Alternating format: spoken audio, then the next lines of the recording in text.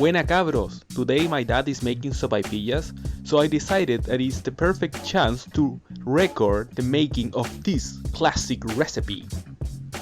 So we start with a pot with water where we are going to cook 1.5 cup of zapallo, which is a local pumpkin. I doubt you can have access to zapallo outside of Latin America, but butternut squash will do perfectly fine. Add a teaspoon of salt, and we just have to cook it in boiling water for like 10 minutes or until it's tender. Then we mash it with a fork and add all-purpose flour.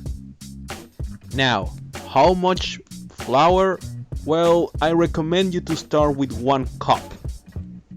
Add 2 teaspoons of oil, or ideally 2 teaspoons of melted lard, then half a teaspoon of baking powder. Now, a good trick is to add a teaspoon of a flavorless booze, like vodka for example. This way you end up with a dough that won't retain much oil afterwards.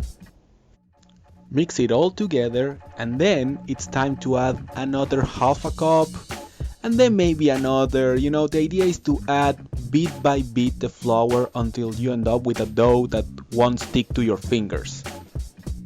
And since it's the cooked pumpkin that adds the moisture to the dough, that's why you want to add it little by little so you don't have to add water later.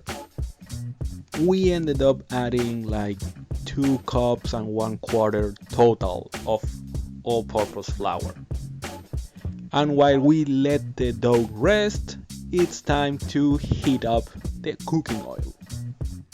So after 15 minutes of resting, then it's time to flour the table and roll it. The dough should be like 4 millimeters thick, and then you can use a cup, a glass, or whatever that is round to cut them. It's worth to mention that in the north of Chile, a sopaipilla can be like 20 centimeters in diameter, like really big. But as you go to the center and to the south of Chile, they tend to get like the size we're making here. So in other words, as you go south, they get smaller. When ready, you just have to pinch them with a fork to make holes so they don't inflate like balloons when they're cooking. The frying process is rather quick, like 1 minute per side. And there you go. But since sopaipillas are just a type of fried bread, they are just a vehicle for flavorful things. If you have a sweet tooth, then you can put some honey on them. I have had them that way and they're delicious. Or you can go with Pebre, a Chilean chunky sauce.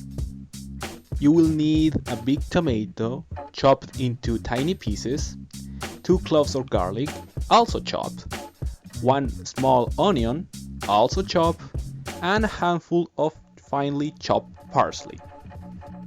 For the seasoning, you're gonna need salt, about 3 tablespoons of vinegar because it's quite sour, red chili paste, and some mild flavored oil.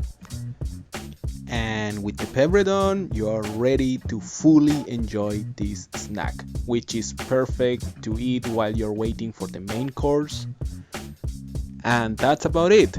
Thanks for watching, and don't forget to subscribe.